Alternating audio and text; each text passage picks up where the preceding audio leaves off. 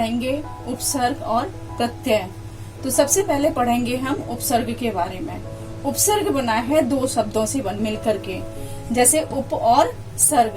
तो अब इनके हम अलग अलग अर्थ समझेंगे। जैसे उप का अर्थ है पास और सर्ग का अर्थ है सृष्टि। अब इनका अर्थ दोनों का उपसर्ग मिला के इसका नया अर्थ हो गया निर्माण करना। निर्माण करना मतलब किसी चीज को बनाना। तो अब इसमें उपसर्ग की परिभाषा, वे शब्दांश जो किसी शब्द से पहले जुड़कर उसके अर्थ में विशेषता या परिवर्तन लाते हैं उसे उपसर्ग कहते हैं।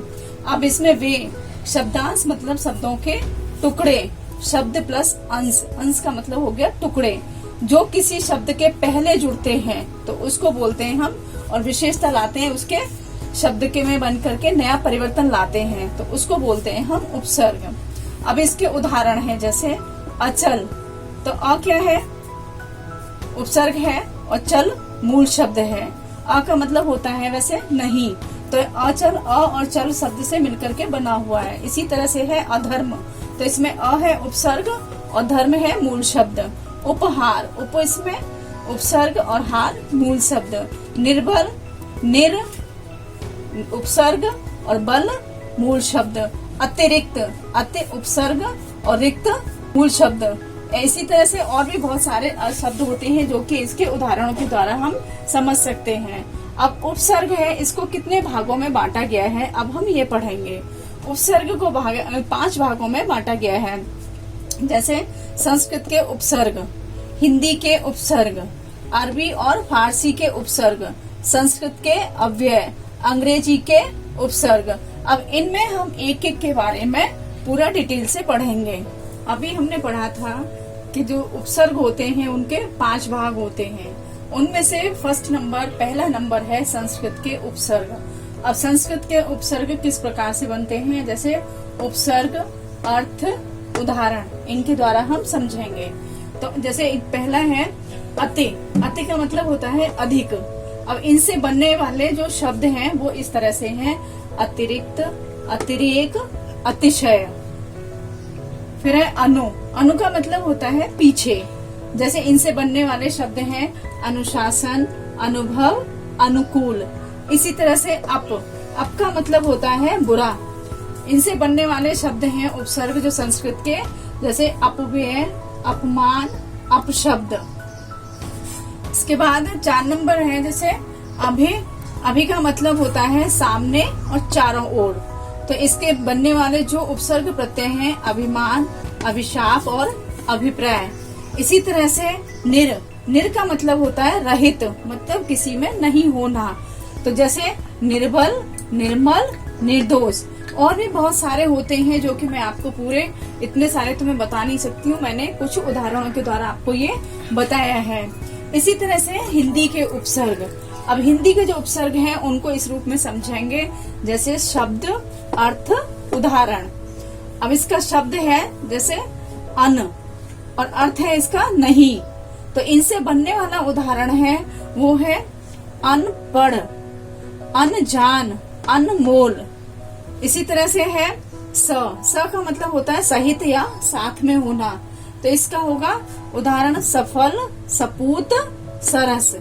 बिन। बिन का अर्थ होता है बिना या किसी के बिना होना या बिल्कुल अलग से होना। जैसे बिन कहा, बिन मांगा, बिन ब्याहा। निर। निर का मतलब होता है हीन। हीन मतलब जो नीचा होता है या बुरा होता है उसके लिए बोलते हैं। तो इसी तरह से निडर, निशांत, निपट। भर। भर का मतलब होता है पूरा। तो जो पूरी चीज होती है उसको बोलते हैं भर। तो इससे बनने वाले उदाहरण हैं जैसे भरपूर, भरपेट, भरमार। अब हम पढ़ेंगे 3रा नंबर अरबी फारसी के उपसर्ग। तो इसमें जैसे उपसर्ग, अर्थ, उदाहरण, उसी तरह से जैसे हमने हिंदी और संस्कृत के पढ़े थे। जैसे खुश। खुश का मतलब होता है अच्छा। तो खुशबू, खुशखबरी, खुशकिस्मत। ना का मतलब होता है नहीं। नाखुश, नासमझ, नापसंद। कम का मतलब होता है न्यून, कमअक्ल, कमजोर, कम खर्च। हम का मतलब होता है समान। तो जैसे हम सफर, हमराज, हम शक्ल। इसी तरह से है बे, बे का मतलब होता है रहित, बेशक, बेरहम, बेचारा। अब हम 4 नंबर के पढ़ेंगे संस्कृत के अव्यय। जैसे हिंदी के इसके पहले क्या थे, उपसर्ग थे, अब इसके अव्यय हैं। उपसर्ग, अर्थ, उदाहरण, उसी तरह से पढ़ेंगे हम, उसी तरह से समझेंगे। जैसे अध, इसमें विसर्ग लग गया तो ये क्या है, संस्कृत का है, तो इसका मतलब हो गया नीचे। तो जैसे अधोगति, अधोलिखित, अधोवस्त्र। इसी तरह से चिर, अब चिर हमें कैसे पता चल रहा है कि संस्कृत का है, क्योंकि इसके नीचे ये हलंत लगा हुआ है, तो इसका मतलब हो गया दीर्घकालीन। चिर का मतलब हो गया दीर्घकालीन। चिरकुमार, चिरपरिचित, चिरकालीन। इसी तरह पुनर, पुनर र के नीचे क्या लग गया है, हलंत लगा हुआ है नीचे, तो इस वजह से ये पुनर। इसका मतलब होता है दोबारा। जैसे अपन लिखते हैं पुनरागमन, मतलब दोबारा से आना, पुनरावृत्ति, दोहरान करना, पुनर्विवाह, दोबारा से विवाह करना, इस तरह से। इसी तरह से सत, सत के नीचे हलंत लग गया, संस्कृत का है ये शब्द, तो इसका हो गया सच्चा। जैसे सतगुण, सत्कर्म, सत्कार। इसी तरह है सम, सम का मतलब होता है समान।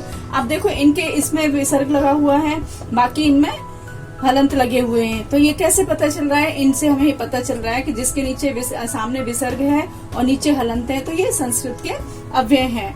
तो सम का है समान, समकालीन, समकोण, समतल। अब हम पढ़ेंगे अंग्रेजी के उपसर्ग। उपसर्ग, अर्थ, उदाहरण। जैसे चीफ, चीफ का अर्थ होता है मुख्य या प्रधान। अब इनके उदाहरण है चीफ मिनिस्टर या चीफ कमिश्नर। इसी तरह से है जनरल, जनरल मतलब प्रधान, general secretary, general manager. Deputy, deputy का मतलब होता है उप या सहायक, तो इनके उदाहरण है डिप्टी कमिश्नर और डिप्टी डायरेक्टर। इसी तरह से सब, सब का मतलब होता है अधीन, सब इंस्पेक्टर, सब जज। हेड, हेड का मतलब होता है प्रधान, तो इसके उदाहरण जैसे हेड मास्टर, हेड क्लर्क। अभी तक हमने सारे ये उपसर्ग पढ़े कि उपसर्ग कितने तरह के होते हैं और क्या होते हैं, उदाहरणों सहित हमने सारे पढ़ लिए आज। हमारे इस चैनल को लाइक, सब्सक्राइब और शेयर जरूर करें।